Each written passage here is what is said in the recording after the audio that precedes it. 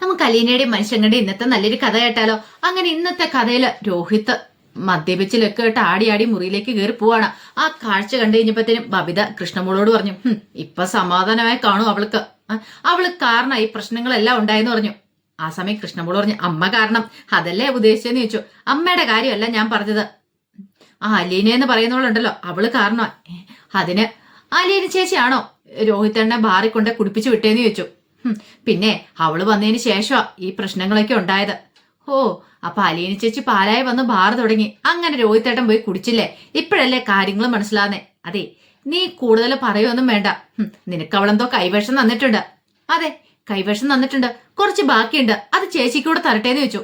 ഒന്ന് പോടി അവിടുന്ന്. ആ ബാക്കിയുള്ള നീ കുടിച്ചിട്ട് അവളുടെ അടിമയായിട്ട് കിടന്നാ മതി, എന്നെ അതിന് കിട്ടത്തില്ല എന്ന് പറഞ്ഞ് ദേഷ്യപ്പെട്ട് ബബിത അങ്ങോട്ട് കയറിപ്പോയി. കൃഷ്ണമോൾക്ക് ഭയങ്കര വിഷമമായി. കുറച്ച് കഴിഞ്ഞപ്പോ ബാലേന്ദ്രൻ വീട്ടിലേക്ക് വരുന്നു. ആ സമയത്ത് കൃഷ്ണമോള് പോയി കഥ തുറന്നു കൊടുത്തു. അപ്പോഴാണ് ബാലേന്ദ്രന്റെ ഫോൺ ബില്ലടിക്കുന്നത്. നോക്കി കഴിഞ്ഞപ്പോ അലീനയാ. പറഞ്ഞോ മോളേന്ന് പറയാ.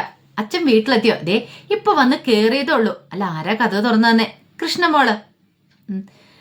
പിന്നീട് ചോദിച്ചു, അല്ല നിന്റെ ടൂർ പ്രോഗ്രാം ഒക്കെ കഴിഞ്ഞോ? ഇന്ന് കിളിമാനൂർക്കും ത്യാഗഫലിലും ഒക്കെ പോയി അവിടുത്തെ വിശേഷങ്ങളൊക്കെ പറയാൻ പറഞ്ഞു. അത് പിന്നെ കിളിമാനൂർക്ക് പോയിട്ട് രേവതിക്കുട്ടിയുടെ റിലേറ്റീവ്സിനെ കണ്ടു. പിന്നെ ത്യാഗഫലിൽ പോയി ചിന്നുമോളെ കണ്ടു. പിന്നെ അച്ഛനൊക്കെ എന്തെങ്കിലും കഴിച്ചോ? ഇല്ലടി, ഇപ്പൊ വന്ന് കേറിയതല്ലേ ഉള്ളൂ. അതെ, ഫ്രിഡ്ജിനകത്തെ ഞാൻ ചോറും ചപ്പാത്തി അതുപോലെ തന്നെ മീൻ കറിയും കാര്യങ്ങളൊക്കെ വെച്ചിട്ടുണ്ട്. അതൊക്കെ ഒന്ന് ചൂടാക്കിയാൽ മതി. കൃഷ്ണമോളോട് പറഞ്ഞാൽ മതി ഓവനും വെച്ച് ചൂടാക്കാനായിട്ട്. അവൾ അതൊക്കെ ചൂടായിക്കോളൂ എന്ന് പറഞ്ഞു. പിന്നെ പരിപ്പേറി അവിടെ ഇരിപ്പുണ്ട്, അതൊക്കെ പോരെ വെച്ചാന്ന് ചോദിച്ചു. അതൊക്കെ മതിയടി, അതൊക്കെ ഞങ്ങൾ എന്താന്ന് വെച്ചാൽ ചെയ്തോളാം. നീ വല്ലതും കഴിച്ചോ? തിരിച്ചു വരുന്നവർക്ക് കൊല്ലത്തുനിന്ന് കഴിച്ചിട്ടാ പോന്നെ. അല്ല, ടൂറൊക്കെ കഴിഞ്ഞില്ലേ, ഇനി എപ്പോഴാ ഇങ്ങോട്ടേക്ക് വരുന്നേ? നാളെ വരുവച്ചാ. നാളെ ഒരു ഉച്ച കഴിയുമ്പത്തേനും എത്തും. ശരി, അന്നെങ്കിലേ ഞാൻ മുറിയിലേക്ക് കയറട്ടെ എന്നും പറഞ്ഞുകൊണ്ട് കോള് കട്ട് ചെയ്ത് ബാലേന്ദ്രന്റെ. പിന്നീട് കൃഷ്ണമോളെ വിളിച്ചു. എന്താച്ചാ? അതെ, അലീന എന്തൊക്കെയോ ഫ്രിഡ്ജിനകത്ത് വെച്ചിട്ടുണ്ടെന്ന് പറഞ്ഞു. ചൂടാക്കാൻ പറഞ്ഞു. നിനക്കറിയാമെങ്കിൽ മാത്രം ചൂടാക്കിയാൽ മതി. അതൊക്കെ ഞാൻ ചെയ്തോളാം അച്ഛാന്ന് കൃഷ്ണമോള് പറഞ്ഞു. പിന്നീട് കൃഷ്ണമോൾ അലീനയെ വിളിക്കുകയാണ്. അലീനയോട് ചോദിച്ചു, ചേച്ചി എല്ലാത്തിടത്തും പോയിട്ട് വന്നോന്ന് ചോദിച്ചു. പോയിട്ട് വന്നു മോളേന്ന് പറഞ്ഞു. അല്ല, ചേച്ചി എപ്പോഴാ ഇങ്ങോട്ടേക്ക് വരുന്നത്? ഞാൻ നാളെ വരും. ചേച്ചിക്ക് അവിടെ സുഖമാണല്ലോ അല്ലേ? അതെ, എനിക്ക് സുഖം. മോൾക്കോ? ഓ, ഇവിടെ സുഖമൊന്നും ഇല്ല ചേച്ചി എന്ന് പറഞ്ഞു. അതെന്താ? അതെ എന്ന് പറഞ്ഞിട്ട് ചുറ്റും നോക്കി ആരും വരുന്നുണ്ടോന്ന്. ഇവിടെ വല്ലാത്തൊരു പ്രശ്നമുണ്ടെന്ന് പറഞ്ഞു. അല്ല മോളെ, കാര്യം എന്താന്ന് വെച്ചാൽ പറ. രോഹിത്തായിട്ട് മദ്യപിച്ച് ലക്ക് കിട്ടാന്ന് വന്നേ. രോഹിത്തോ? അതെ. എന്ത് ചെയ്യണമെന്ന് എനിക്ക് അറിയില്ല ചേച്ചി. അച്ഛനോട് പറഞ്ഞാലോന്ന് പോലെ ഞാൻ ആലോചിച്ചു. അത് കേട്ട് കഴിഞ്ഞപ്പോൾ ഒരു നിമിഷം ആലോചിച്ചിട്ട് അലീന പറഞ്ഞു, അവനാ ഹരിയായിരിക്കും. അവന്റെ കൂടെ കൂടിയിട്ടുണ്ടെങ്കിൽ രോഹിത്തിന് ജീവൻ നശിച്ചു പോയത് തന്നെയാ. ഹരി അവനെ ഇങ്ങനെ വഷളാക്കി വിടുന്നേ. തൽക്കാലത്തേക്ക് അച്ഛനോട് പറയണ്ട, ഒരു തവണത്തേക്ക് നമുക്ക് ക്ഷമിക്കാം. ഇനിയിപ്പം നമുക്ക് എന്താന്ന് വെച്ചാൽ ചെയ്യാം. ഞാൻ അങ്ങോട്ടേക്ക് വരട്ടെ. മോള് തൽക്കാലത്തേക്ക് അച്ഛനോട് ഇതിനെ കുറിച്ചൊന്നും പറയാൻ പോകണ്ട. പിന്നെ മോളെ, ഫ്രിഡ്ജിനകത്ത് ആഹാരമൊക്കെ ഇരിപ്പുണ്ട്, അതൊക്കെ ചൂടാക്കി അച്ഛന് കൊടുക്കണം. അതൊക്കെ അലീന ചേച്ചി എന്നെ പഠിപ്പിച്ചിട്ടുണ്ടല്ലോ, എനിക്കറിയാം. ഞാൻ ചൂടായിക്കോളാന്ന് പറഞ്ഞു. പിന്നെ ഞാൻ എന്നാ വിളിക്കാട്ടോ എന്നൊക്കെ പറഞ്ഞിട്ട് അലീന കോള് കട്ട് ചെയ്തു. അലീനയ്ക്ക് നല്ല വിഷമം ഉണ്ടായിരുന്നു രോഹിത്തിന്റെ കാര്യം ഓർത്തു കഴിഞ്ഞപ്പോ. പിന്നീട് അലീനയുടെ അടുത്തേക്ക് രേവതിക്കുട്ടി വന്ന് ഫോണിനകത്ത് ഷെറിന്റെ ഹസ്ബൻഡ് ടോണിയുടെ ഫോട്ടോസും കാര്യങ്ങളും കാണിച്ചു കൊടുക്കണം. അല്ല, ഇതൊക്കെ നിനക്ക് എവിടുന്ന് കിട്ടി? അതൊക്കെ എനിക്ക് കിട്ടി, അന്ന് പോയി കഴിഞ്ഞപ്പോഴേ എനിക്ക് കിട്ടിയത് ചേച്ചിന്ന് പറഞ്ഞു. അല്ല, ഷെറിന്റെ കുഞ്ഞിനെ കുറിച്ച് എന്തെങ്കിലും വിവരം കിട്ടുമോന്ന് ചോദിച്ചു. എങ്ങനെ കിട്ടാനാ ചേച്ചി? അന്വേഷിക്കാന്നോർത്തൊക്കെ അന്വേഷിച്ചു, പക്ഷെ ഒരിടത്തും അറിയത്തില്ല. ഈ പറയുന്ന ഷെറിൻ ചേച്ചിയുടെ വീട്ടുകാർക്കെല്ലാം അറിയത്തുള്ളൂ. അവരാണ് ഒട്ട് പറയാനും പോകുന്നില്ല. അല്ലെങ്കിൽ അവിടുത്തെ പെണ്ണുകൾക്കൊന്നും അറിയത്തില്ല, ആണൊക്കെ അറിയത്തുള്ളൂ ആ കുഞ്ഞിനെ എവിടെയാ കൊടുത്തിരിക്കുന്നത്, എന്താ ഏതാന്നൊക്കെ. അല്ല, അതിനുശേഷമാണല്ലോ ഷെറിൻ ചേച്ചിക്ക് കുഞ്ഞുണ്ടെന്ന് അറിഞ്ഞതിന് ശേഷമാണ് ഈ ടോണിച്ചാന്റെ ഷെറിൻ ചേച്ചിയുടെ ബന്ധം തകർന്നേ. കുഞ്ഞിനെ കാണാതെ വന്നു കഴിഞ്ഞപ്പോഴത്തേനും ഷെറിൻ ചേച്ചിക്ക് ഭ്രാന്തായി പോയില്ലേ. അപ്പോഴല്ലേ ടോണിച്ചായൻ പോലും അറിയണേ ഷെറിൻ ചേച്ചി നേരത്തെ ഗർഭിണിയായിരുന്നു, പ്രസവിച്ചിട്ടുണ്ടെന്നുള്ള കാര്യമൊക്കെ. പിന്നെ ടോണിച്ചായന് സഹിച്ചില്ല, അങ്ങനെ ഷെറിൻ ചേച്ചിനു ഉപേക്ഷിച്ചെന്ന് പറഞ്ഞു. അത് കേട്ടപ്പോൾ ഒരു നിമിഷം അലീന നിശബ്ദയായിപ്പോയി. എന്താ ചേച്ചി പെട്ടെന്ന് എന്താ ഡൗൺ ആയിപ്പോയത്? അത് പിന്നെ ഞാൻ എൻ്റെ കാര്യത്തെക്കുറിച്ചൊക്കെ ചിന്തിക്കുമായിരുന്നു. അച്ഛൻ്റെ അമ്മയുടെ കാര്യമേ ഒന്ന് ആലോചിച്ച് നോക്കിയേ. ഒരു പക്ഷേങ്കിൽ അച്ഛൻ അങ്ങനെ ചെയ്തിട്ടുണ്ടായിരുന്നെങ്കിൽ, ഞാനൊരാൾ അമ്മയ്ക്കുണ്ടെന്ന് അറിയായിരുന്നെങ്കിൽ അമ്മേനെ ഉപേക്ഷിച്ചായിരുന്നെങ്കിൽ. പക്ഷെ അച്ഛൻ അങ്ങനെ ചെയ്തില്ലല്ലോ. പക്ഷെ ഇവിടെ ഒരു കാര്യമുണ്ട് ചേച്ചി, ടോണിച്ചാൻ ഇപ്പോഴും കല്യാണം ഒന്നും കഴിച്ചിട്ടില്ല. എന്താണെന്നറിയോ, ഷെറിൻ ചേച്ചി അത്രയ്ക്ക് ജീവനായിരുന്നു. ഷെറിൻ ചേച്ചിക്ക് തിരിച്ചു അങ്ങനെ തന്നെയായിരുന്നു. ഇപ്പോഴല്ലേ ഷെറിൻ ചേച്ചി ഈ മാനസിക പ്രശ്നമായിട്ട് ഇരിക്കുന്നേ. അതിന് കാരണം എന്താ? കുഞ്ഞിനെ കാണാത്തോണ്ടാ. അല്ല, ഇപ്പോഴും ടോണിച്ചാനും ഷെറിൻ ചേച്ചി ഇഷ്ടമാണെന്ന് ചോദിച്ചു. പിന്നെ അല്ലാതെ ഇപ്പോഴും ഇഷ്ടമാണെന്ന് ആ വാക്കുകളെന്ന് നമുക്ക് മനസ്സിലാക്കാൻ സാധിക്കുന്നുണ്ട്. അതെന്തുകൊണ്ടാണെന്നറിയാവോ? അത്രയ്ക്ക് സ്നേഹമായിരുന്നു ഷെറിൻ ചേച്ചി ടോണിച്ചാന് കൊടുത്തത്. എപ്പോഴും ഈ അമ്മമാര് കുഞ്ഞിനെ നോക്കുന്ന പോലെയായിരുന്നു ടോണിച്ചാനെ നോക്കിയെന്നാ ടോണിച്ചായൻ പറഞ്ഞേ. അതൊക്കെ കേട്ടിഞ്ഞിപ്പോൾ അലീന പറഞ്ഞു, ശരിക്കും പറഞ്ഞാൽ ഇപ്പം എനിക്ക് സങ്കടം തോന്നുന്നുണ്ടെന്ന് പറയാം. എന്തിന്? അല്ല, എൻ്റെ അമ്മ എൻ്റെ അച്ഛനെ സ്നേഹിക്കുമായിരുന്നെങ്കിൽ ഒരിക്കലും അച്ഛൻ ഇങ്ങനെ ആവത്തില്ലായിരുന്നു. അമ്മയോട് ഇങ്ങനെ പ്രതികാരം ചെയ്യാനായിട്ടൊന്നും ഇറങ്ങിത്തിരിക്കില്ലായിരുന്നു. അപ്പോഴേക്കും രേവതിക്കുട്ടി പറഞ്ഞു, അത് പിന്നെ ഓരോരുത്തരുടെയും കാര്യം ഓരോന്നല്ലേ, ഓരോരുത്തർക്കും ഓരോ സ്വഭാവമല്ലേ ചേച്ചി. അമ്മ ചേച്ചിയുടെ അമ്മയ്ക്ക് ആ ഒരു സ്വഭാവമായിരിക്കും, അതൊന്നും അങ്ങനെ പെട്ടെന്നൊന്നും മാറ്റാൻ പറ്റുന്നതല്ലോ എന്ന് പറഞ്ഞു. എന്നാലും നമുക്ക് ആ കുഞ്ഞിനെ കണ്ടുപിടിക്കണ്ടേ, അതിനെന്ത് ചെയ്യുമെന്ന് ചോദിച്ചു. രേവതിക്കുട്ടി പറഞ്ഞു, ഏതൊരു ഒരു പോലീസുകാരെ കിട്ടുവാണെങ്കിൽ നല്ല കാര്യമായിരുന്നു. ഒരു DYSPയോ അങ്ങനെയൊക്കെയുള്ള ഏതെങ്കിലും റാങ്കിലുള്ള ഒരാളെ. അല്ല, അതിനിപ്പോൾ എന്ത് ചെയ്യാൻ പറ്റും? അല്ല, മാമച്ചനോട് പറഞ്ഞിട്ടുണ്ടെങ്കിൽ, മാമച്ചനറിയാവുന്ന പോലീസുകാരെ കാണത്തില്ലേ? അങ്കിളിന് അറിയാവുന്നല്ല റിട്ടയർ പോലീസുകാരാന്നേ, അതുകൊണ്ട് കാര്യമില്ല. അത് മാത്രമല്ല, എറണാകുളത്തെ പോരല്ലോ, പുനരൂരുള്ള ഇപ്പം ജോലി ചെയ്യുന്ന ആരെങ്കിലും വേണ്ടേ? അങ്ങനെ ആരെങ്കിലും കിട്ടിയിട്ടോ കാര്യമുള്ളെന്ന് പറഞ്ഞു. അലീന പറഞ്ഞു, അങ്ങനെ ആരെ കിട്ടാനായിട്ടാ? അല്ലേ പിന്നെ ഒരു കാര്യം ചെയ്യണമെന്ന് പറഞ്ഞു. എന്ത്? ഈ പറയുന്ന ടോണിച്ചായനെ കൊണ്ടൊരു പരാതി കൊടുപ്പിച്ചാലോ? പരാതിയോ എന്ന് രേവതിക്കുട്ടി ചോദിച്ചു. അതെ, എൻ്റെ ഭാര്യയെ ഞാൻ കല്യാണം കഴിക്കുന്നതിന് മുമ്പ് അവൾക്കൊരു ബന്ധം ഉണ്ടായിരുന്നു, അതിനകത്തൊരു കുഞ്ഞുണ്ടായിരുന്നു. അതിനെ ആ വീട്ടുകാരെ എങ്ങോട്ടേക്കോ മാറ്റി. അവൾക്കിപ്പോൾ മാനസിക ഭ്രാന്തി എന്നൊക്കെ പറഞ്ഞിട്ട് ഒരു കംപ്ലൈന്റ് കൊടുക്കുവാണെങ്കിൽ ഉറപ്പായിട്ടും ആ കുഞ്ഞെവിടെയെന്ന് അന്വേഷിച്ച് കണ്ടെത്താനായിട്ട് സാധിക്കും. പക്ഷെ ചേച്ചി, അതിൽ ടോണിച്ചാൻ സമ്മതിക്കണ്ടേ?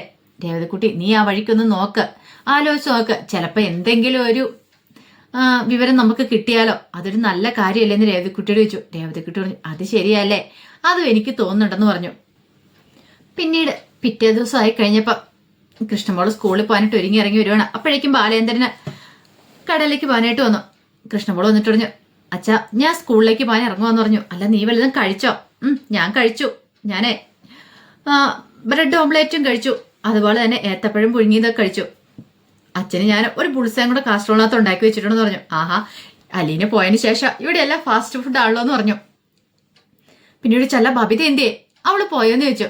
ബബിതേച്ച് മുറിയിലുണ്ട്, പോകുന്നില്ല എന്ന് പറഞ്ഞു. പോകുന്നില്ലാന്നോ? ഹോസ്പിറ്റലിൽ മറ്റോ പോണെന്ന് അമ്മ വിളിച്ചിട്ടുണ്ടെന്ന്.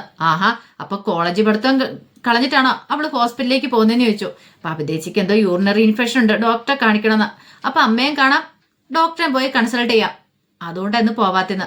ശരി, ആയിക്കോട്ടെ, എന്നാ പോയിക്കോളാൻ പറയണം. അങ്ങനെ കൃഷ്ണമോൾ അങ്ങോട്ട് പോയി. ബാലേന്ദ്രന് അവിടെ വന്നിരിക്കുന്ന സമയത്താണ് ബബിത അങ്ങോട്ടേക്ക് വരുന്നത്. ഒരു ഗ്ലാസ് ചായ കുടിച്ചിട്ട് അങ്ങോട്ട് വരുമ്പോഴത്തേനും ബാലേന്ദ്രൻ ചോദിച്ചു, അല്ല, നീ ഇന്നെന്താ കോളേജിൽ പോകത്തെ? കോളേജിൽ പോക്ക് വേണ്ടെന്ന് വെച്ചോ? പഠിക്കാനുള്ള ഉത്സാഹമൊന്നും ഇല്ലേന്ന് ചോദിച്ചു. എൻ്റെ അച്ഛാ, എന്ത് പറയാനാ, എങ്ങനെ പഠിക്കാനാന്ന് പറ? പഠിക്കാനൊന്നും തോന്നുന്നില്ല എന്ന് പറയാ. അതെന്താടി പഠിക്കാൻ തോന്നാത്തെ?